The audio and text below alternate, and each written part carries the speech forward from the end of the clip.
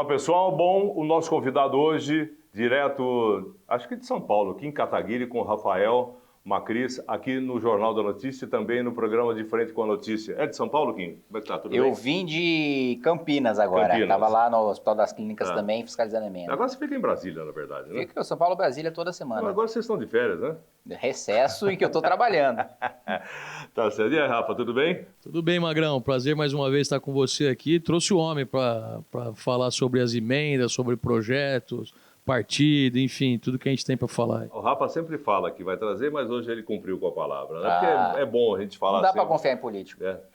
Não? Não dá, o cara enrola. Ah, tá certo. Olha. Bom, o Kim, conta pra gente aqui uma coisa, né? Você está aqui na cidade americana, a gente está, obviamente, aproveitando a sua visita aqui para contar o que você veio fazer aqui. Gostaria que você falasse aí para o pessoal que está acompanhando tanto o Jornal da Notícia como também o De Frente com a Notícia. O que você veio fazer aqui? Hoje nós estivemos no CRASE, que nós enviamos R$250 mil para fazer a reforma, né? Que estava precisando, aliás, a gente veio aqui um pouco mais de um ano atrás e estava numa situação bastante precária, agora mais 2 meses deve terminar a reforma. Estivemos agora na Gama, né, em que a gente adquiriu um drone para fazer o patrulhamento, um drone de última geração. Aliás, a Americana vai ser a primeira cidade do Brasil a ter um drone com essa tecnologia. Adquirimos também fuzis 5.56, a capa de colete, pistolas também 9mm. Então a gente veio aqui fiscalizar a emenda, garantir que o recurso tenha chegado na ponta e dar transparência também para todos os eleitores, para mostrar que o dinheiro está chegando, que o trabalho é sério, que as instituições que estão recebendo são sérias e que as obras e as entregas estão acontecendo. Tá certo. Isso você entregou direto ao prefeito? Não, isso não tem nada a ver com o prefeito? Nós fomos, não. Não, nada a ver. Isso nós fomos diretamente Tá, entendi. nas instituições que receberam. Eu tô perguntando. Quem fez a intermediação foi o nosso Rafa Macris. Rafa Macris, mas isso que eu ia chegar, porque o Rafa não é vereador, o Rafa não é deputado, certo? Tá com pretensões, lógico. A gente sabe disso, que inclusive veio um novo partido aí que eu falei outro dia, é o Partido Missão. Missão. Já tá valendo? Ele passa a valer no final do ano, quando o TSE julga o estatuto, mas a parte mais difícil, que é a validação das assinaturas, já nós terminamos. Isso aí já está valendo para as próximas eleições? Isso. E o Rafa vem aí nas próximas eleições pelo Missão? Vai cumprir a sua missão? Estamos conversando, né, Magrão? A gente pretende sim lançar candidato aqui na região, aqui na cidade. É um partido que vem com uma força muito grande, com definições de luta clara, como na área de segurança pública, na área de cortes de recursos, principalmente da elite do funcionalismo público, de desenvolvimento da região do Nordeste do Brasil, de declaração de guerra contra as facções criminosas, considerar as facções grupos terroristas e que não serão tratados perante as mesmas leis dos brasileiros. Então são coisas realmente diferentes do que a gente tem por aí, Magrão. E a gente precisa de pessoas corajosas, pessoas que assumam essa responsabilidade, vão para cima, não tenham medo de falar e de fazer. E isso o Partido Missão não tem. Nenhum dos seus quadros tem qualquer tipo de rabo preso, medo ou vergonha de ir para cima e defender as nossas bandeiras. Mano. Kim, você muda de partido agora então? Sim. Quando? Ou quando abrir a janela partidária, ou se eu conseguir a carta de liberação antes. Tá, e nessa mudança de partido, né? Obviamente que você continua aí defendendo os valores que você já vem defendendo faz tempo. Agora a gente acabou de ter uma notícia, esse programa é gravado, todo mundo sabe, mas na sexta-feira isso vai estar repercutindo com certeza ainda, né? O Alexandre de Moraes sofreu sanções lá dos Estados Unidos, do Marco Rubio, também do presidente Trump, e está dando todo um reboliço, é a notícia que tomou agora ao final de tarde. O que você acha a respeito disso? Porque tem um atrito também, até onde eu sei, de você com a família Bolsonaro.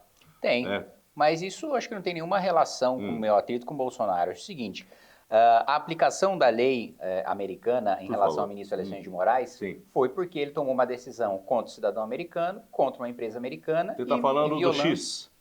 Não, estou falando do Rumble, que esse é o processo que foi utilizado. E aquela história do X que ele tirou do ar, mandou, porque isso também é... Sim, mas isso ainda não foi utilizado como base para a aplicação da lei, nessa sanção que saiu hoje. Mas eu acho o seguinte, ele de fato, atentou contra a Constituição americana. Sim. Né? Você fala, não, mas nós estamos aqui no Brasil sobre as leis brasileiras. Sim, mas ele aplicou uma sanção contra o cidadão americano numa plataforma americana e cuja decisão ele queria estender os efeitos para o território americano.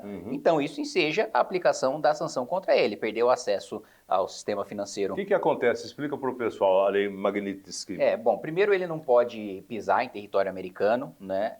Mesmo qualquer empresa, qualquer ativo que ele tenha nos Estados Unidos fica congelado, todos os ativos dele que tem vinculação... Congelado ou confiscado? Congelado, porque ele ainda tem a chance de recorrer administrativamente para o governo americano. Tá.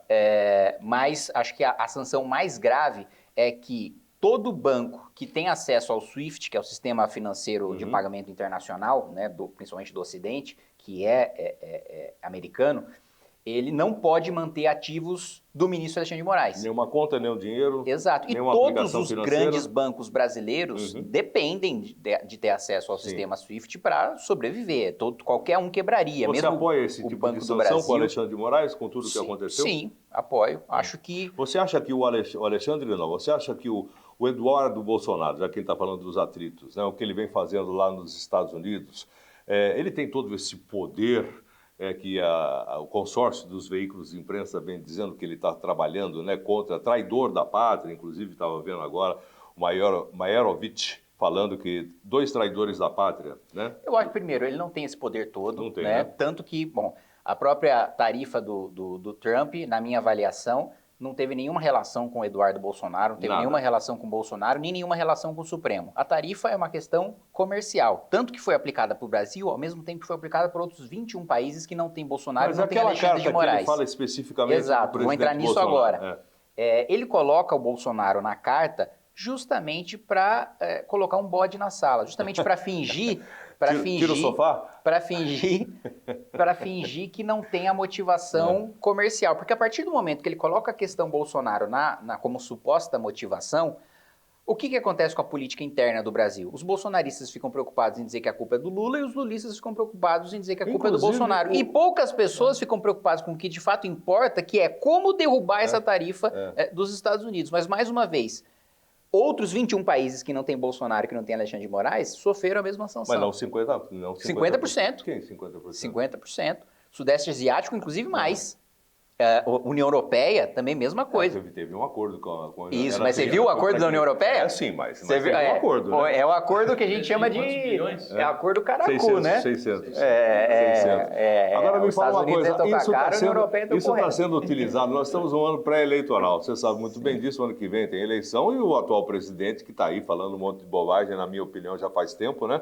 Inclusive agredindo aí verbalmente o presidente Donald Trump, desde quando ele era candidato à presidência da República lá atrás, chamando de nazista, fascista e tal, não sei o quê. Que esse é um ponto importante, tá? O Lula está falando tanto agora em soberania nacional, que direito ele tem, enquanto presidente do Brasil, de se posicionar numa eleição de um país estrangeiro? Isso é uma das maiores burrices que você pode fazer na vida, porque pode acontecer o que aconteceu com ele, né? Ele apoiou o candidato que perdeu. Sim. E agora? E agora? Agora acontece que, por ser um ano pré-eleitoral e o ano que vem é um ano de eleição, a própria esquerda aqui do Brasil está tentando se aproveitar, inclusive a credibilidade, não, a aprovação do presidente, atual presidente, aí ganhou 3 pontinhos aí, segundo as informações que a gente teve. Você acha que isso pode dar combustível para a esquerda, de repente, encorpar e, de repente, vir com força para a eleição do ano que vem, no que diz respeito à presidência da República, principalmente, e ao Senado, e aos senadores?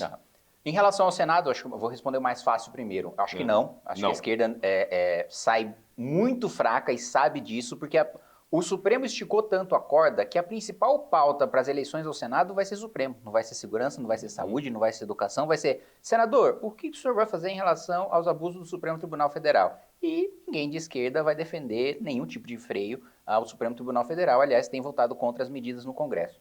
Em relação à campanha presidencial, eu acho que sim. Eu acho que o Lula ganhou um fôlego porque só tinha notícia ruim, ele estava só apanhando, ele tinha perdido a maioria no Congresso Nacional, tinha acabado de tomar porrada do IOF, e aí surgiu essa questão do Trump colocando o Bolsonaro no meio, mas mais do que isso, acho que o que mais beneficiou o Lula é o desespero do Eduardo Bolsonaro de ser candidato a presidente e aí sair atacando o Você acha que Tarcísio. ele vem candidato a presidente? Não, ele não vem. Não vem, né? Ele não vem, mas ele quer. Ele acha que tem chance. Ele né? quer. Tá. E aí por isso ataca o Tarcísio, por isso ataca o Nicolas, e aí dentro do próprio núcleo do bolsonarismo eles estão se destruindo e acho que isso... Isso não é ruim para a direita do Brasil, que é a única maneira de repente, de tirar o atual presidente, que pode vir aí com a força, os 30% que ele sempre teve, né, com um pouco mais, e os isentões que colocaram ele na presidência da República. Você acha que isentão colocou ele na presidência da República? Eu acredito pelo seguinte, os 2 milhões que foi a diferença, que de repente o Lula ganhou a eleição, certo. Porque o Bolsonaro era misógino, o Bolsonaro era isso, era aquilo. Eu também não confiava muito nas urnas eletrônicas, não confio até hoje nessa história. Mas eu aí acho que outro não. assunto, Olha, né? o ministro do Bolsonaro me disse uma frase que para mim Qual ministro? ilustra muito bem, não posso falar, mas ele ilustra muito bem, o ministro próximo, Palaciano, ele ilustra muito bem o que aconteceu. O Bolsonaro se esforçou muito para perder a eleição e quase não conseguiu. Para mim isso é essencial. E assim, o Lula, quando o Bolsonaro assumiu o Brasil, ele está impopular, preso e inelegível. Quando o Bolsonaro nomeia o Cássio Nunes para o Supremo Tribunal Federal e o Cássio Nunes vota pela suspeição do Moro devolvendo os direitos políticos do Lula, aí o Bolsonaro se matou.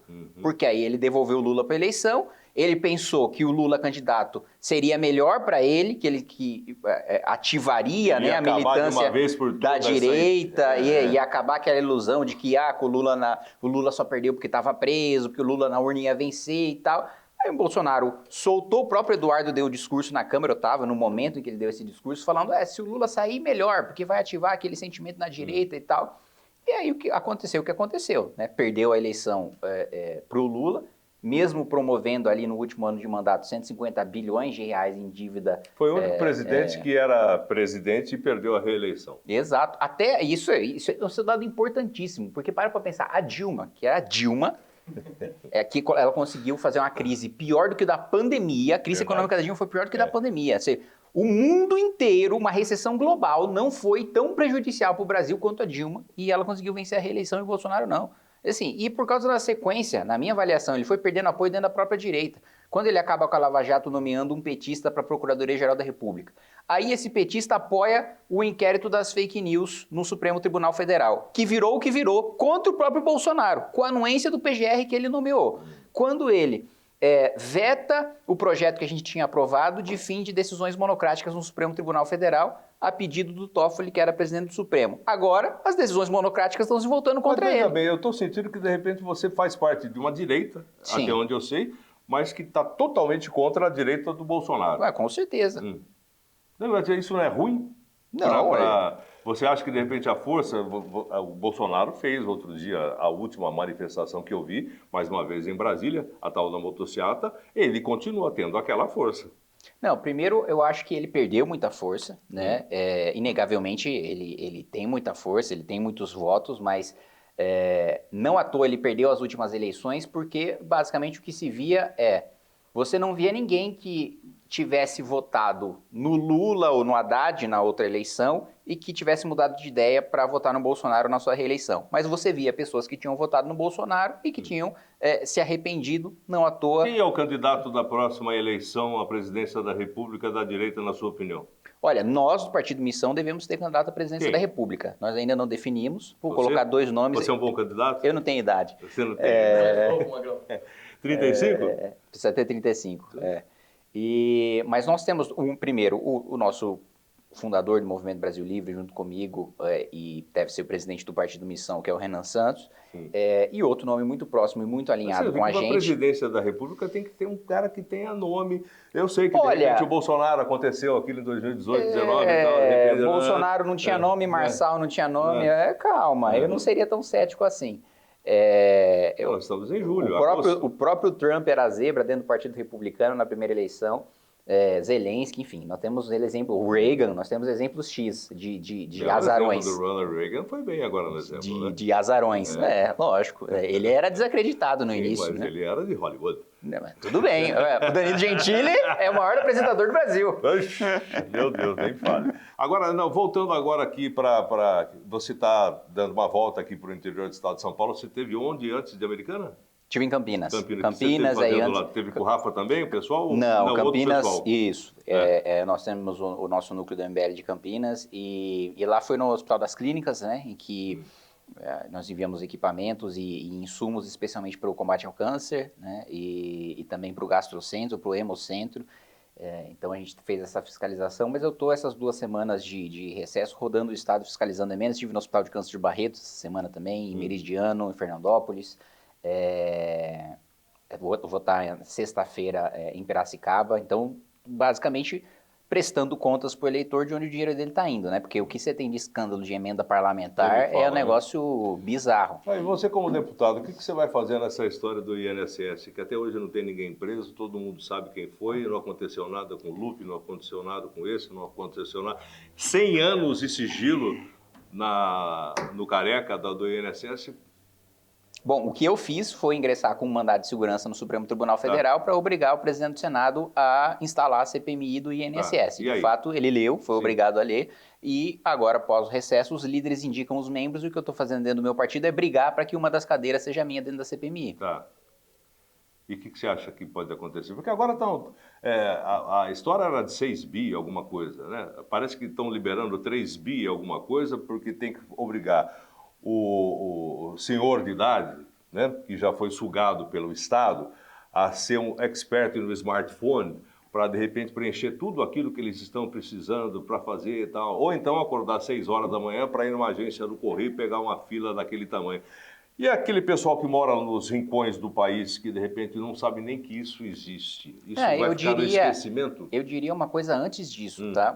Teve uma decisão criminosa do Supremo Tribunal Federal proibindo, né, os idosos que foram lesados de ingressar na justiça. Exato. Tem essa e também. Mais do que isso, aqueles que ingressarem no Supremo Tribunal Federal, que é onde foi permitido, não podem exigir indenização por danos morais. Veja, qualquer crime, qualquer um que sofra qualquer tipo de estelionato tem direito a receber dano moral. E aí o STF atende um pedido do INSS. E o que me assusta é nada de OAB, nada de Defensoria Pública e nada de Ministério Público, né? Então, ou seja, as entidades que são competentes, responsáveis por representar em juízo o cidadão, por proteger aquele, né, que mais precisa, o mais vulnerável, nenhuma delas se mexe. Você vê, a gente fica aqui no interior do estado de São Paulo, a gente pensa que a gente está meio louco vendo tudo isso que você está falando aí, a gente não ouve isso acontecer do jeito que você está falando aí, mais uma vez, no consórcio dos veículos de imprensa, que eu meto a boca direto, porque esse consórcio veio naquela época do Bolsonaro, mas eles continuam manipulando a informação dessa mesma maneira. Veja bem, a gente só fala do Supremo Tribunal Federal, vira e volta o papo, Supremo Tribunal Federal, vira e volta o papo. Só existe essa maneira agora, na próxima eleição, dependendo dos senadores que forem eleitos, estou falando em 50%, 50%, não, 50%, que serão eleitos pela direita, que poderão, pelo menos, fazer uma pressão no Supremo Tribunal Federal, colocando em pauta, quem sabe, algum impeachment de ministro do Supremo. Você acha que isso é suficiente para que mude esse cenário da gente sempre colocar todo dia o Supremo na pauta? No curto prazo, acho que sim. No longo prazo, acho que não. A gente precisa de uma mudança... Explica por quê. Explico. Porque é uma mudança que... O problema não é um ministro, não é outro ministro. O problema são os poderes que o Supremo Tribunal Federal já tem pela Constituição de 88. Não existe nenhuma outra Suprema Corte no mundo que concentre o poder que o Supremo Tribunal Federal brasileiro concentra. Primeiro porque todos os assuntos estão na Constituição. Então tudo enseja controle de constitucionalidade. A educação está na Constituição, a saúde está na Constituição, a previdência está na Constituição, as leis trabalhistas estão na Constituição. Isso, primeiro, cria uma aberração de que só no Brasil o presidente precisa de 308 votos para governar em vez de 257. Qualquer país europeu, né, você com maioria simples, né, metade mais um do parlamento, você governa. No Brasil não, porque tudo você precisa mudar a Constituição. Toda política pública você precisa mudar a Constituição. Porque 308 que é o número que precisa para fazer mudar, uma PEC, né? Para aprovar uma PEC. E aí, mais uma vez, tudo chega no Supremo. Outro ponto, o Supremo concentra o poder de julgar políticos ao mesmo tempo em que ele julga leis.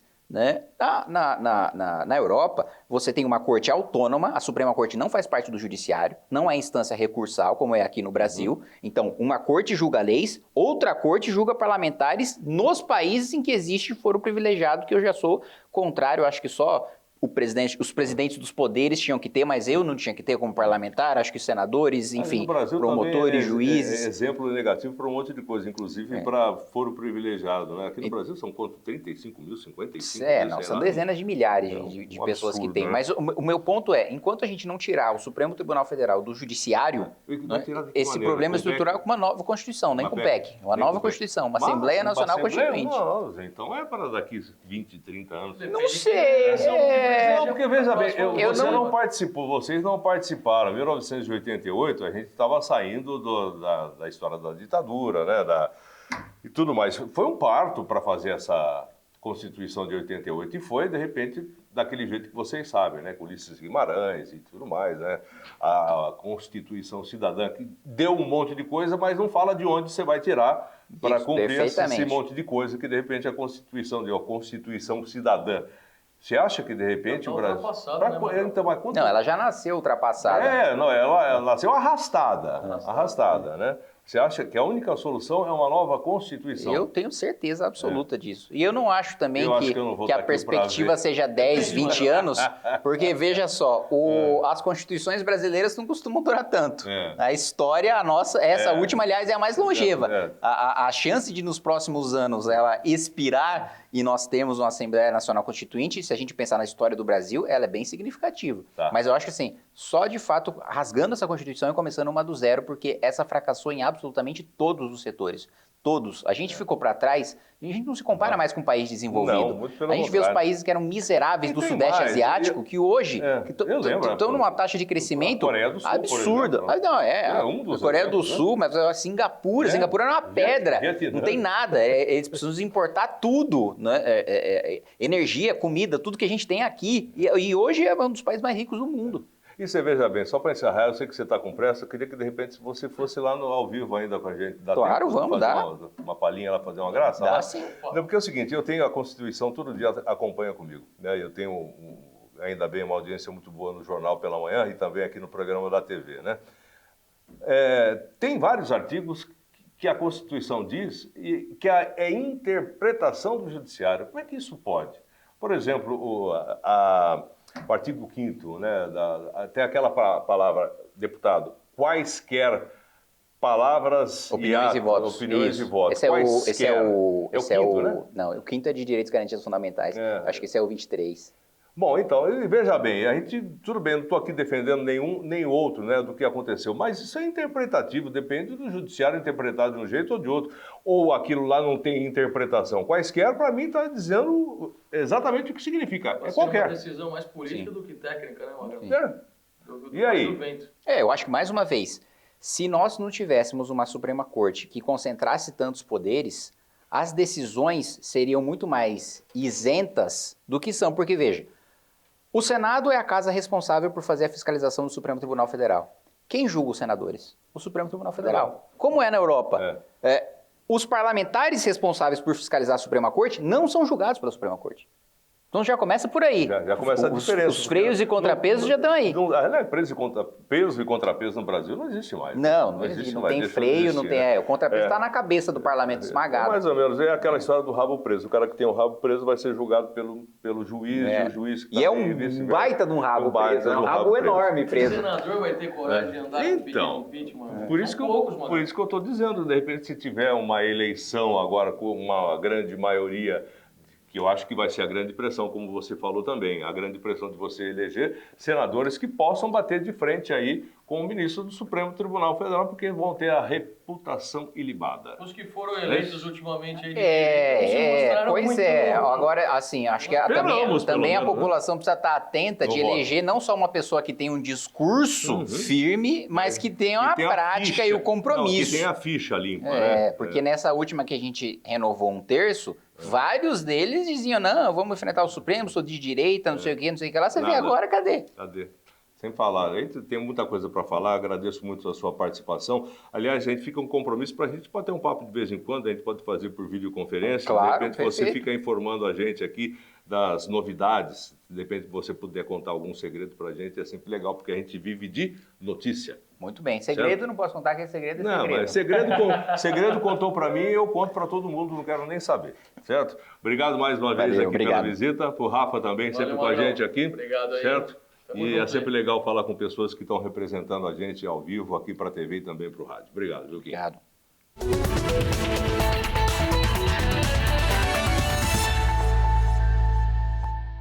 Olá pessoal, estamos de volta aqui com o programa De Frente com a Notícia, mudando agora o convidado. Estamos aqui com o vice-prefeito de Santa Bárbara do Oeste e já pré-candidato a deputado federal, Felipe Sanches, que conversa com a gente. E aí, Felipe, como é que vai? Tudo bem?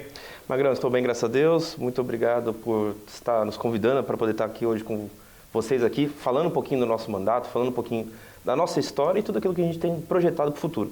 Tanto na rádio como aqui no programa, nas redes sociais aqui do Grupo Notícia, nós estamos batendo na tecla, nós temos que fazer aqui deputados estaduais ou federais, estou falando no plural, tá? Sim.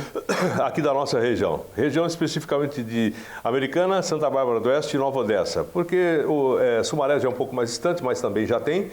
E a cidade de Hortolândia, que é um pouco mais distante e também já tem. Então, a gente já teve aqui na cidade americana 4, Santa Bárbara teve lá o Zé Maria lá atrás e tal, e nunca mais, né? Mas a gente tem um potencial para eleger mais que um deputado estadual, mais que um deputado federal. Antes da gente chegar no assunto do deputado, eu quero fazer uma pequena retrospectiva. Você começou muito jovem na política como vereador em Santa Bárbara do Oeste. Correto. Quantos anos? Olha, por volta de 24 anos. 24 anos é o primeiro ano. Agora eu estou com 39. 39. O tempo passa. Rapaz, Para vem todos. passando. Eu observo, Magrão, quando eu vejo as minhas filhas. Parece que ontem eu estava buscando ela na maternidade. Hoje uma já está com 12 anos, então passa muito rápido. A minha já está com 30. Olha aí. É a mesma coisa. Eu lembro até hoje que eu enchi a cara de cerveja, né? Foi uma madrugada numa padaria ao lado da maternidade de Campinas. Olha aí. Só tinha eu, dono da padaria. Sabe, como eu falo, pai de primeiro filho na época, eu não sabia o que fazer da vida, né? É isso mesmo. Aí encontrei lá, fiquei falando com o rapaz, ele me ofereceu uma cerveja, no final da história tomamos umas 5, 6 Quase lá. não chega na maternidade. Não, ela estava do lado, né? Ainda bem. Isso 30 anos atrás, né? Então, não tem nada a ver, é só pra gente falar da história que o tempo passa e o tempo voa. Então, você foi lá vereador, que ano foi isso? Olha, eu fui vereador no meu primeiro mandato em 2012. Quantos votos? Tive 1.300. 1.300. Uma boa votação. Santa Primeira Bárbara, eleição que eu disputei, 1.300 votos. Cheguei em 13º lugar dos eleitos. Tá. Fui vice-presidente naquele período. Na minha reeleição, eu tive 2.000 votos. Fiquei em terceiro lugar. Aumentou. Aumentei numa eleição muito difícil, onde a maioria dos candidatos também tiveram uma relativa queda. E aí, graças a Deus, através de todo o trabalho que a gente fez, o reconhecimento da população, acabamos aumentando a votação e chegando em terceiro lugar. Tá. E aí, me tornei presidente da Câmara. Presidente da Câmara foi que ano? Presidente da Câmara foi... Você está judiando de mim hoje nas datas aí, tá? Não, sabe Fazer por que eu exercício. estou falando? Porque eu estou tentando fazer uma pequena retrospectiva, você com 24, você com 39. Exato. Para chegar no ponto que agora você já é um pré-candidato a deputado federal. Exatamente. E também já é vice-prefeito de Santa Bárbara do Oeste em 2 mandatos. Primeiro, Correto, exatamente. E segundo, não é para qualquer um. Não, é uma experiência muito boa, graças a Deus. Fui no segundo biênio, presidente da Câmara. Foi uma experiência muito boa. Peguei um pedaço da entrada da pandemia, então durante um ano sem pandemia e um ano com pandemia. Um momento desafiador para todo mundo, principalmente para as funções públicas, onde a gente tinha um crescimento do número de atendimentos, uma dinâmica totalmente diferente do dia a dia de trabalho. Então foi uma experiência muito... uma experiência que a gente pôde ter para a vida e com certeza intensa. Essa é a palavra. Essa é a palavra. Agora me fala uma coisa, eu preciso perguntar, você é de centro-direita, centro-esquerda, esquerda, extrema-esquerda, direita, extrema-direita? Por que estou fazendo essa pergunta? Porque aqui na nossa região, você sabe que é bem acentuado, é bem definido exatamente quem é de um lado ou de outro. Não adianta falar que de repente não é assim, porque é assim que está sendo e vai demorar, se é que de repente esse país vai ser unido mais uma vez, vai demorar pelo menos um tempo. E as pessoas querem saber. Correto. Bem, eu sou de direita. Minha primeira eleição, quando disputou a eleição de vereador, já foi pelo PSC, Partido Socialista Cristão. E também tive minha recondução à Câmara também nesse partido e sempre tive a minha ideologia voltada à direita. Então, hoje, junto com o prefeito Rafael Povesan, que faz parte do PL, ele foi, inclusive, filiado pelo Bolsonaro, né? Que veio até a cidade aqui para poder filiá-lo. E eu sou filiado a Republicanos através de um convite do governador Tarcísio. Então, assim, temos trabalhado junto com o governo do Estado. O governo do Estado tem tido um olhar para a região. É um momento desafiador, porque a economia do Brasil ela vive também um momento muito conturbado, e isso reflete diretamente no Estado, que fatalmente reflete no município. Mas o governador sempre tem se colocado muito solícito aqui a cidade de Santa Bárbara, a região como um todo. Nós temos lá um acesso com o governador, inclusive toda essa ideia não saiu da nossa cabeça sobre ter um representante na Assembleia Legislativa, no caso aqui de Americana e também no Congresso Nacional, através ali de Santa Bárbara, através de um convite do governador Tarcísio. Então o governador Tarcísio, ele entendendo que precisa de pessoas que tenham um alinhamento com ele, chama o prefeito Rafael Pelvezan, que é um excelente quadro, inclusive, uma pessoa que é pós-doutor em saúde pública, professor de universidade, e chama o prefeito no desafio de ser candidato a deputado. Mas depois, havendo uma conversa com todos os demais líderes políticos, Você já partidários... participando da minha conversa, né? Oh, desculpa, não sabia. Não, mas tudo bem, já que você... Porque eu estava falando a respeito do vereador, ele já foi para deputado, mas tudo bem, não tem problema. Sabe por quê? Eu quero fazer uma prévia, porque eu conversei com o atual prefeito Rafael, inclusive no programa aqui de Frente com a Notícia, tempos atrás, ele me garantiu que ele seria candidato a deputado federal, junto com o Franco Sardelli, ele que é do PL e tal. E eu também fiquei sabendo, através de pessoas influentes aí do PL, inclusive, que orientações vieram para ele. Falou, Rafael, não seria um bom momento para você ser candidato a deputado, você que acabou de ser reeleito prefeito de Santa Bárbara do Oeste, com uma votação expressiva, uma confiança da população de Santa Bárbara do Oeste, não seria um bom momento. Inclusive o próprio Kassab, segundo as informações, disse, Rafael, não vi ninguém que queira fazer o que você está pretendendo que tenha dado certo. Termina aí o seu mandato, tal, não sei o que, tal. Isso chegou também no meu ouvido a respeito de palavras do próprio Chico Sardelli, né, que deu esse tipo de orientação para ele. Parece que ele acatou a orientação. Então vem aí o Franco Sardelli, que é do PL, e vem você, o Franco, deputado estadual, Sim. E você, deputado federal. Né? Correto. Nessa janela que se abriu com a saída do Rafael Pelvezan, prefeito de Santa Bárbara do Oeste, e você vice. Para isso acontecer, você vai ter que mudar de partido ou você pode ir pelos republicanos mesmo? Olha, a questão partidária ainda sendo discutida, assim como você disse, a gente escuta todo um grupo, todas as pessoas que estão envolvidas dentro dessa dinâmica política, para que a gente possa ter a chance maior de êxito. Hoje eu estou no Republicanos, tenho um bom relacionamento com o Republicanos, com o governador Tarcísio, e a gente tem ouvido bastante o que o governador tem falado. A questão da ida PL ou não é uma questão. O Tarcísio fica no Republicano? Então, é uma questão que a gente também fica sem saber, porque eu acredito, Felipe, tá falando de forma muito particular, sem ser spoiler ou conversas dos bastidores. Tudo isso vai se misturar na próxima eleição, né?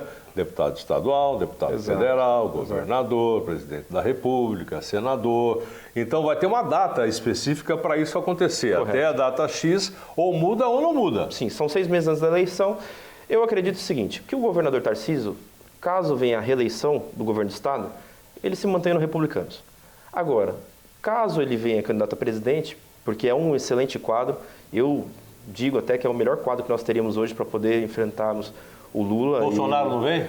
Aí é uma questão que não depende só do Bolsonaro, de uma escolha partidária. Aí depende do STF, e a gente não sabe o que vai passar no STF sobre a decisão da possibilidade do Bolsonaro vir eleger. Tanta história que está sendo contada agora no dia a dia, né? Então, imagina quanta coisa não vai acontecer. Exatamente. Até 6 meses antes da eleição. É uma coisa que a gente não consegue cravar, então a gente fica refém dessas decisões jurídicas. Você sabe que tem uma máxima também aqui no estado de São Paulo, se você acompanhar. Todos que tentaram uma reeleição saindo a prefeito de São Paulo para o governo do estado e depois a presidente da República, ninguém deu certo.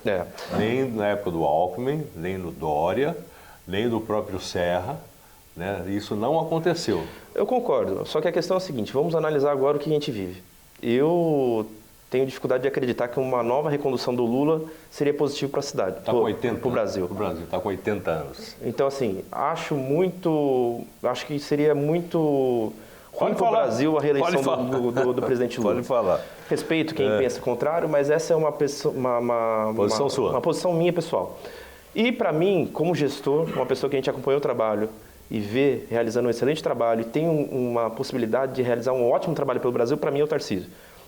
A questão de Zema, Caiado, Ratinho, que seria a ala da direita, formando um nome, Entendo que eles são bons governadores, cada um governou muito bem seu estado, porém não tem a capilaridade política e também eleitoral que traz o estado de São Paulo. Você acha que eles vão se unir em nome da direita? Porque senão pode dividir, e aí a coisa complica. Se sai o Zema, se sai o Ratinho, se sai o Tarcísio, se sai o Caiado, e aí? Olhando, eu acho que a união seria logicamente muito benéfica para o lado da direita. Porém, pode ser que eles optem em sair os nomes agora, no primeiro turno, e no segundo turno fazer uma composição na tentativa de eleger, então, o nome da direita. É uma questão que a gente fica aqui analisando, nós que estamos aqui na parte de baixo. Nós estamos falando de deputado federal, já fomos para governador e presidente da República. Mas é muito importante, eu acho que essa análise tem que ser realizada pelas pessoas. Que vai interferir na sua. Exatamente, porque até identifica o governo que eu quero estar junto, o governo que eu entendo que seja benéfico à população. Então, é um governo, para mim, hoje, um dos melhores nomes seria o governador Tarcísio, sem sombra de dúvida. Nessa impossibilidade também, que eu acredito que a gente tem essa incerteza sobre a questão do Bolsonaro também, se vai estar elegível, não vai estar elegível. Hoje teria essa dificuldade de ter cravado. Não tá, né? Hoje não está. Então, assim, fico também temeroso dessa questão de ficar esperando para ver se vai estar, e deixar o tempo passar e chegar na hora, não ter o nome viável à eleição, e aí você não construir um nome. Por isso que hoje a gente discute aqui sobre uma pré-candidatura bem antecipadamente, para as pessoas poderem nos conhecer, poderem ver um trabalho que a gente fez na nossa cidade e queremos replicar a nível estado, para que as pessoas possam votar com consciência e também votar mediante um entendimento que tem das ideias que nós temos. Tá, aqui no programa do De Frente com a Notícia e também no Jornal da Notícia e também pelas nossas redes sociais do Grupo Notícia, eu vou trazer todos os pré-candidatos para apresentar aqui para o nosso telespectador, internauta, ouvinte, ficar sabendo das ideias e conhecer, porque muita gente te conhece, mas muita gente não te conhece, já que você vai precisar de um montão de votos. Quantos votos? Olha, tudo depende da questão do partido que nós estivermos. Tá. Na eleição passada, por exemplo, até para as pessoas entenderem, no PL, 3 deputados federais foram eleitos com 70 mil votos. Então, assim, é um corte menor do PL. E hoje estão no exercício do mandato porque durante o período ou assumiram pastas dentro do Estado ou assumiram outras funções. Hoje, o deputado, se não me engano, que está no exercício do mandato, que é o missionário Olímpio, teve 52 mil votos, mais ou menos. Então, é um corte baixo. Os republicanos tende também a ter grandes puxadores de votos. Existe especulação sobre alguns nomes, inclusive, que está se falando sobre a questão que pode vir candidato a deputado federal, e com isso também nós tenhamos, então, um corte menor. E hoje também o Tarcísio, ele se vinculou, ele trouxe um nome um pouco mais forte, e com isso acabamos tendo o voto da legenda. Então, assim, são 2 partidos que a gente calcula aí numa média de 60, 70, uns 70 mil votos para poder ser eleito. Eu estou fazendo aqui essa possibilidade porque o Franco vai vir junto nessa dobrada. Esse é o acordo PL americana estadual Franco Sardelli, filho do prefeito. E você, Santa Bárbara do Oeste, junto com o Franco Sardelli, não sabe se ainda pelo Republicanos ou pelo PL, deputado federal, né? Naquela história toda que eu contei do prefeito Rafael Piovesan. Por que eu estou falando isso? PL vai perder grandes nomes, já perdeu grandes nomes aí para a próxima eleição, que são puxadores de voto. A Zambelli, próprio Eduardo, não sei o que de repente vai acabar acontecendo nessa história toda. A gente está falando aí de quase 4 milhões de votos, quase 3 milhões Pelas de votos. nossas contas são 2 milhões de votos, né? Porque a Zambelli... Eduardo teve dos 2 milhões? Não, nessa última o Eduardo teve 600. 650, a Zambelli 900. Foi na primeira que ele teve? Na primeira ele teve quase 2 milhões. Tá certo, quase 2 milhões, tá certo. Então, assim, a gente... O mais votado foi o Nicolas, né? Foi o Nicolas, Minas exatamente. Gerais. Só que, em contrapartida, do PL ganhou outros puxadores, que a gente não foram para a urna nesta vaga de deputados federais, mas estão fazendo um trabalho de reconhecimento de mídia. A gente vê muito falar. Por exemplo, o Pavanato, que é de São Paulo, foi vereador, eleito com 170 mil votos, se não me engano, na cidade de São Paulo. E tem um grande alcance dentro das redes sociais. A Zoe Martins também foi bem votada lá e também tem um alcance muito grande nas redes sociais. Zoe Martins é aquela venezuelana, cubana que veio para o Brasil, fugindo de uma ditadura e disse que a gente está vivendo em outra aqui agora. Né? Exatamente. Então, assim, são 2 pessoas que a gente ouve dentro dos quadros do PL que tendem a assumir a posição que tinha Eduardo Bolsonaro e Zambelli. E no Republicanos, possivelmente, eu não sei se eu estou falando aqui, não sei se eu poderia falar também. Não, pode falar, fique à vontade. Ouve-se muito, dentro dos nomes colocados a disputar para deputado federal, o próprio prefeito de Sorocaba, o Rodrigo Manga. Então, a gente também imagina que ele vai ter uma votação expressiva pela questão do alcance que ele tem nas redes sociais. E com isso, acaba fortalecendo as chapas. Então, são 2 partidos, o PL e o Republicanos, que eles têm puxadores de voto que acabam ajudando na legenda. Então, o corte eleitoral do quociente acaba dando mais possibilidade para nós que estamos iniciando dentro do período aí nesta esfera de candidatura um pouco mais tranquila, porque nós temos puxadores que acabam ajudando na chapa, com isso dando um pouco mais facilidade para sermos eleitos. Agora me fala uma coisa, nessa história toda, nessas mudanças que vem acontecendo aqui, até que ponto você acha que você como vereador, como vice-prefeito de Santa Bárbara do Oeste, aliás, quantos eleitores tem Santa Bárbara? 140 mil. 140 mil. Você acha que... Você acha não? Porque quantos votos você teve na última? Quantos votos teve o Rafael? Vamos lá, sua chapa na última eleição. Na última construção, e é bom dizer, lógico, o capitão da nossa chapa era o Rafael, pelo menos, né? Mas todo mundo via o nosso nome junto com o Rafael. Sim. E você sabe como é que é. Quantos votos teve lá? Nessa última a gente teve quase 60 mil votos. 60 mil 60 mil votos. Então você veja bem, você pode sair aí com uma votação expressiva, é o que você imagina, na cidade de Santa Bárbara do Oeste. Mesmo assim você vai precisar trabalhar em várias outras cidades, capital, inclusive, imagino, né? Para você ter aí no mínimo 60 mil votos. Olha, nós temos realizado esse trabalho, disso, né? A gente tem uma proximidade muito grande aqui, inclusive estamos sendo orientados pelo prefeito Chico Sardelli aqui na cidade, uma pessoa que tem realizado um excelente trabalho aqui na cidade e tem também uma boa aceitação da população e com isso acaba nos ajudando dentro dessa proposta de sermos candidatos. Porque a gente, lógico, vamos ajudar, vamos trabalhar para a cidade de Santa Bárbara, mas também vamos trabalhar para a região americana e toda a região. A cidade é conurbada, a gente sai de uma rua, vai para outra, está em Americana, sai daqui, vai para lá, está em Santa Bárbara. Então, exatamente. Então, assim, nós vamos trabalhar para essa região aqui. Isso é muito importante, porque, igual eu falei esses dias contigo aqui no programa da rádio, nós estamos a 25 quilômetros, 30 quilômetros no máximo do centro de Piracicaba. E aí, 30, 40 quilômetros do centro de Campinas, é muito perto. A nossa intenção, inclusive eu fui vice-presidente do Parlamento da Região Metropolitana de Campinas durante meus 2 mandatos de vereador, então eu acompanhei muito a região, fizemos muito relacionamento com os vereadores da região, as lideranças políticas, então a gente conhece muita gente nessa região. Aqui são 20 cidades, na região metropolitana de Piracicaba são 24 cidades, você pega aí 3,5 milhões mais ou menos de habitantes dentro desse eixo aqui, que nós temos, mais 1,5 milhão no eixo de Piracicaba, então aí a gente está falando em 5 milhões de pessoas, onde nós temos uma possibilidade de trabalho e de uma fácil forma... Muita gente. Né? Uma tranquilidade também de atuar e também de ajudar as cidades pela proximidade, pelo dia a dia que a gente tem uma facilidade maior. Não sei se você concorda, nas eleições lá atrás, de 18 para 19, a visão do eleitorado era outra a respeito da direita e da esquerda. Dá só uma paradinha, um intervalo rapidinho, a gente volta já para falar a respeito disso, do que mudou da eleição lá atrás, das últimas 2 eleições, para essa que se aproxima agora. Correto.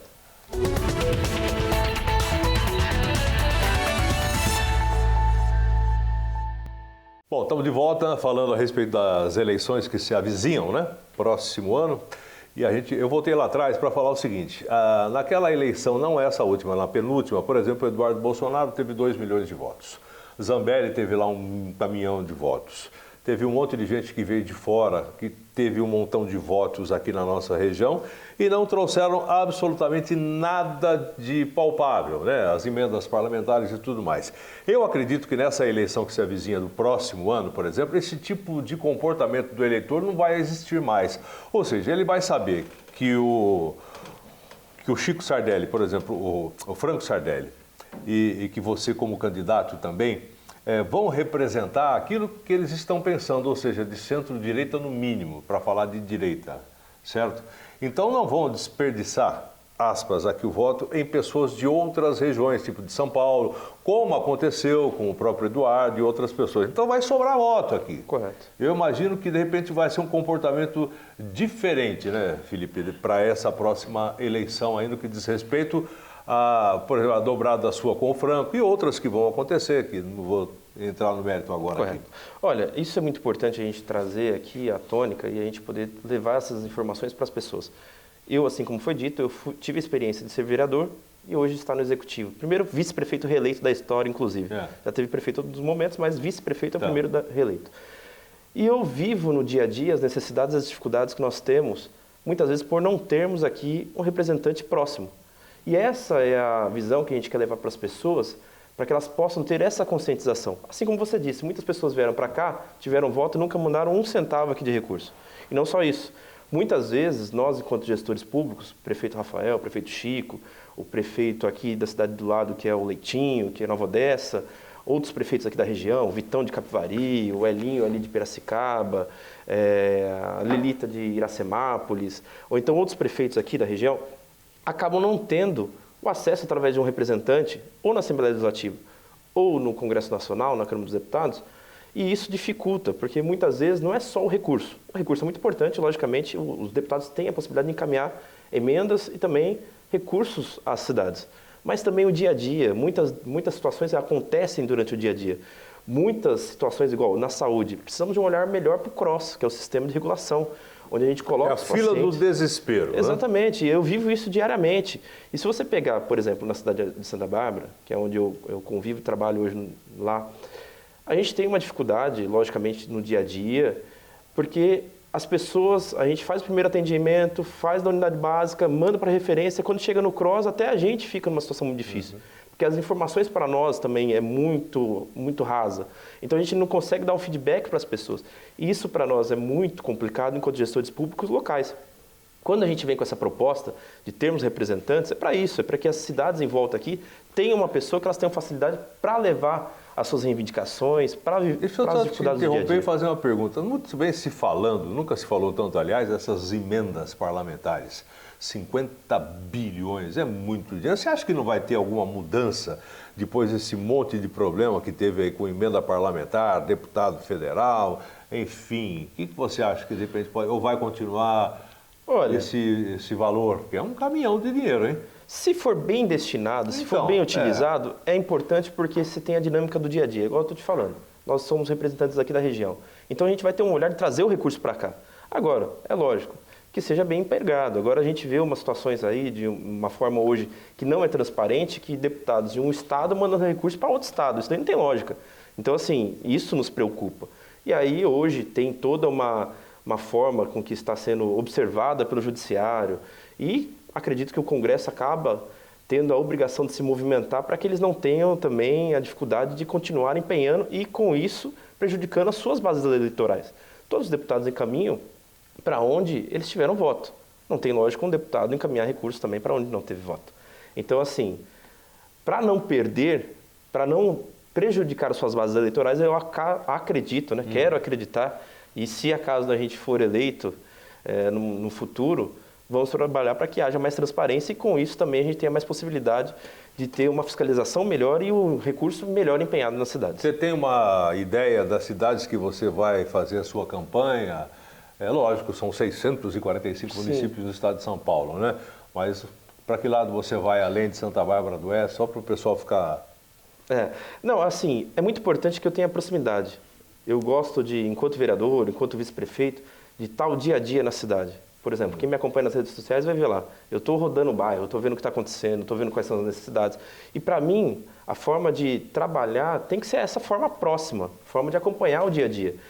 E isso a gente então tem trabalhado marcando aonde a gente quer atuar, tanto na campanha, mas também, se acaso Deus permitir... Você não vai muito mais distante, tipo Presidente Prudente, Araçatuba, Rio Preto... Eu acho que o importante para nós, nosso trabalho, nosso empenho maior aqui. Vai ser aqui. Vai ser a região metropolitana de Piracicaba e a região metropolitana de Campinas. Tá. Então, assim, porque eu tenho facilidade no dia a dia, tanto na hora da campanha, mas também no dia a dia, na forma de atender os prefeitos e... logicamente, a população dessas cidades. Tá bom. Já te falei que é um número expressivo, né? São quase 5 milhões de habitantes. É muito voto, né? Então, mas também vai ser muito candidato, né? Olha, a gente está fazendo um levantamento, a federal e a estadual, acredito que seja um dos momentos que não tenhamos tantos candidatos. Verdade? A gente vê assim... Vai ter uma peneira? Acredito que vai, e lógico. É o direito de todo mundo e a nossa defesa aqui, assim, lógico, a gente tem uma pré-candidatura posta. Mas a nossa intenção é que tenhamos eleitos da região. O que você falou é bem verdade e é necessário. Que as pessoas possam olhar, quem sabe, talvez não me impactou aí com o Felipe, não gostei.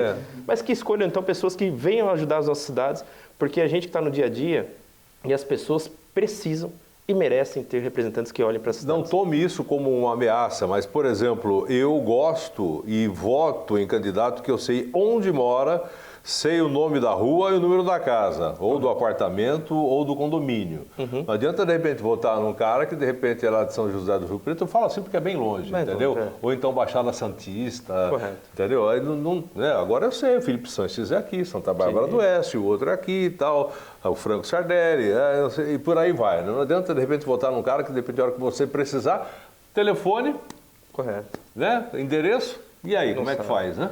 Exatamente. Então, assim, esse fato de ter a proximidade é o que nos move a trabalharmos nessas duas regiões. Então, assim, nós temos a tranquilidade de também ter condições de atender depois. Porque não adianta também a gente ser eleito e chegar no futuro lá, você não conseguir atender todo mundo e aí criar uma situação. Eu sempre tive essa máxima comigo. Eu sempre trabalhei sem inventar situações, sem falar que ia inventar roda, para depois amanhã as pessoas me encontrarem. Porque me encontram, porque eu ando todos os dias pela minha cidade. Eu vou na padaria, vou no mercado, vou nesses lugares como todas as pessoas vão. E aí, muitas vezes, as pessoas prometem coisas que não vão conseguir cumprir e acabam encontrando a pessoa. Então, eu prefiro não ter o voto da pessoa do que prometer uma coisa que depois não vou conseguir cumprir e vou encontrar lá para a rua. O pessoal que está vendo aqui nossa entrevista de Santa Bárbara do Oeste, são 10 cidades aqui no nosso canal 524, né? Então, é aqui da nossa região. Americana, Nova Odessa, Santa Bárbara, Sumaré, Hortolândia, Limeira, Rio Claro, Araras, Mojimirim e Mogi Guaçu. São 10 cidades aqui.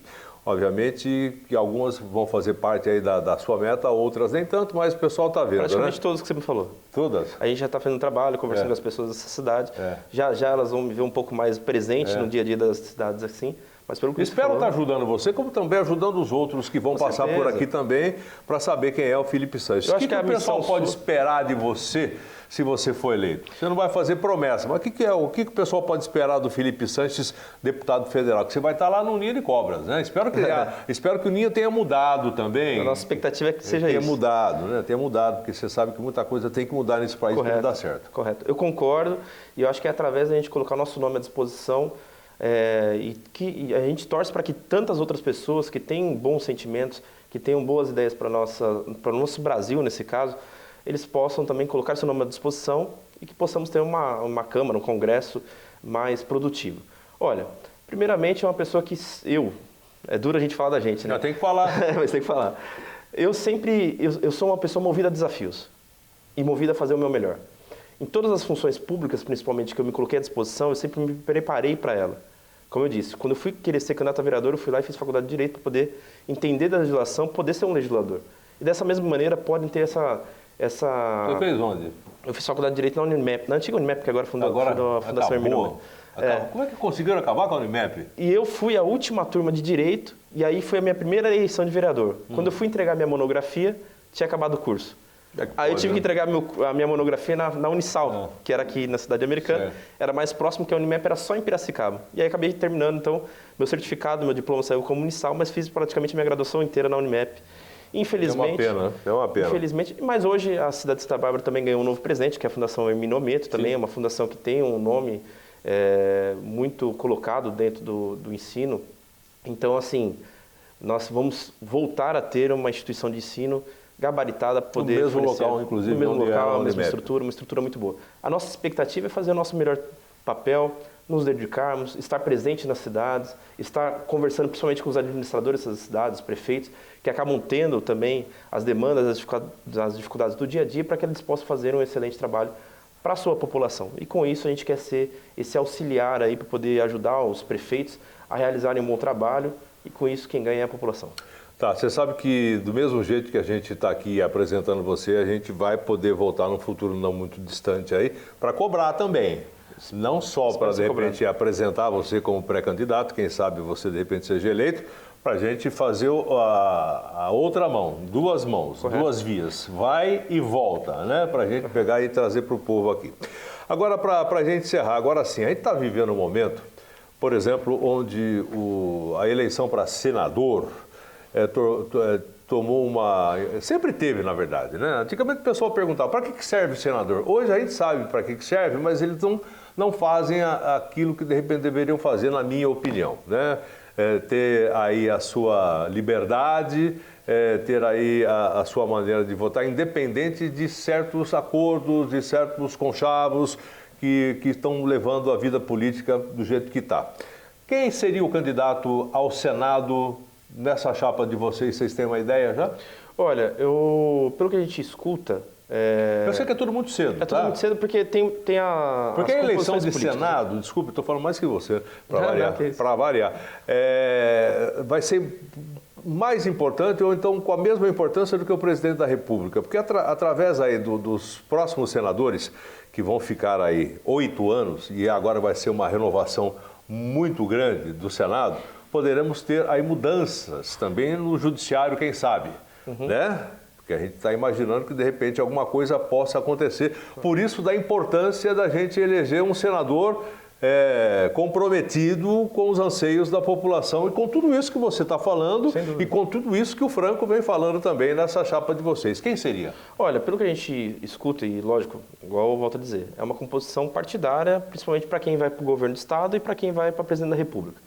A gente ouve muito o nome do Derrite, sendo um dos nomes, e do Eduardo Bolsonaro. Com essa questão do Eduardo Bolsonaro estando fora do país, nós ainda não temos o nome de quem o PL indicaria, porque o Derrite seria indicado pelo PP, dentro da composição. PP. Ele foi PP. PP. Tá. E o indicado do PL seria o Eduardo Bolsonaro. Tá. Com ele lá, agora eu não sei qual seria o nome que o PL escolheria para poder compor a chapa. Porque se ele voltar, ele corre o risco de ser preso. Existem grandes possibilidades. Corre o risco de ser, veja bem, como é que o cara volta para cá e corre o risco de ser preso sendo deputado federal com todas as prerrogativas que a Constituição dá para ele. Então, por isso que eu falo da importância do senador. Derrite seria um excelente... Eu acho que assim, o STF, por exemplo, e aí a gente fala de uma maneira muito aberta, tem uma função importante dentro do organismo jurídico. A instituição é fundamental. A instituição é fundamental. É bem isso. A instituição é fundamental. Porém, eu acho que tudo quando se dá um cargo vitalício, você cria um certo problema de a pessoa achar que não tem necessidade de... Você acha que seria interessante colocar em pauta, por exemplo, um limite em anos para futuros ministros do Supremo Tribunal Federal? Hoje o pessoal fica lá até 75 anos. Eu trago o exemplo aqui, por exemplo, do Dias Toffoli. Ele entrou com 40 e poucos anos. Vai ficar até 75. Então, Nós temos aí o próprio Alexandre de Moraes, ele entrou com 58, ele deve ter, sei lá, com quantos anos ele tem agora, perto disso. Vai ficar até 75. Essa história não vai acabar agora. Eu acho o seguinte, eu sou a favor, assim como eu tenho que ir para a urna, o prefeito tem que ir para a urna, todo mundo tem que ir para a urna para poder renovar seu mandato e continuar representando a população. Eu acredito que o STF, não é nem como eles não vão para urnas, mas eles são sabatinados pelo Senado, que eles pudessem ser sabatinados a cada 8 anos. Assim como é o senador. Então, existe uma sabatina e fala, não, realmente ele continua fazendo trabalho... Mas essa sabatina também é um beija-mão, mas continua fazendo um trabalho exemplar, porque ele não é eleito pelo povo, né? Então, assim, vamos manter do jeito que está. Mas aí você faz a possibilidade de a cada 8 anos, então, ele passar por um novo processo de escolha. Então, assim, eu acho que isso seria importante, porque traria a reflexão para as pessoas para poderem exercer da melhor maneira possível. Veja bem, o poder do presidente da República pode muito, mas não pode tudo. Mas nisso aqui... Os arquitetos da esquerda foram inteligentes, né? Que é uma coisa que não é muito normal. Nomear ministros do Supremo Tribunal Federal, do Superior Tribunal de Justiça, de várias partes do Judiciário, que compõem toda a sustentação do Executivo. É isso mesmo. É isso que a gente está vivendo hoje em dia. E como é que você vai mexer nisso? Você vai mexer, mas isso vai demorar muito tempo. Né? Então, quem sabe... E requer coragem, né? Coragem, né? Porque e rabo preso, você tem rabo preso? Não, graças a Deus não. Né? Se tiver, eu vou ficar sabendo. Fiquei paz. Ô Felipe Sanches, obrigado aí pela sua participação. Não vai ser o último, com certeza eu quero trazer você e o Franco juntos. Sim. É a hora que, de repente... Quando é que vai ser a... Só 6 meses antes? Não, né? As convenções são um pouquinho depois. São, se não me engano...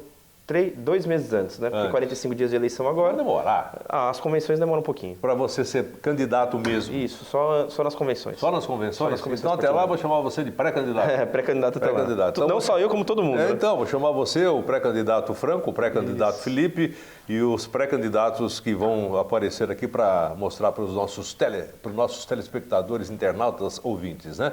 Agradeço muito a sua participação mais uma vez, que você replique aí nas suas redes sociais, com os seus assessores aí, naquilo que você achar mais importante, para todo mundo conhecer quem é o Felipe Sanches, pré-candidato a deputado federal, por enquanto pelo Republicanos. Muita coisa pode acontecer ainda nessa dobrada com o Franco Sardelli pelo PL aqui de Americana. Obrigado mais uma vez, sucesso, tamo juntos. Obrigado, Magrão. Obrigado a todo mundo que nos acompanhou. É um prazer poder estar falando com vocês aqui. Se quiser saber e conhecer um pouco mais da nossa vida, do nosso dia a dia e daquilo que a gente tem feito pela cidade e também pelas cidades agora, nos acompanhe nas redes sociais, @Felipe Sanches Silva. @Felipe Sanches Silva. Isso aí. Tá certo, obrigado. Prazer, Um Magrão. abraço. Bom, pessoal, é o seguinte, você sabe já, você que vem acompanhando, toda sexta-feira tem um programa novo, um convidado diferente, aqui no canal 524 da NET, falando de política, sim, falando de economia, sim, né? Enfim, deixando você um pouco mais por dentro do que está acontecendo aqui na nossa região. Obrigado mais uma vez e até a próxima sexta.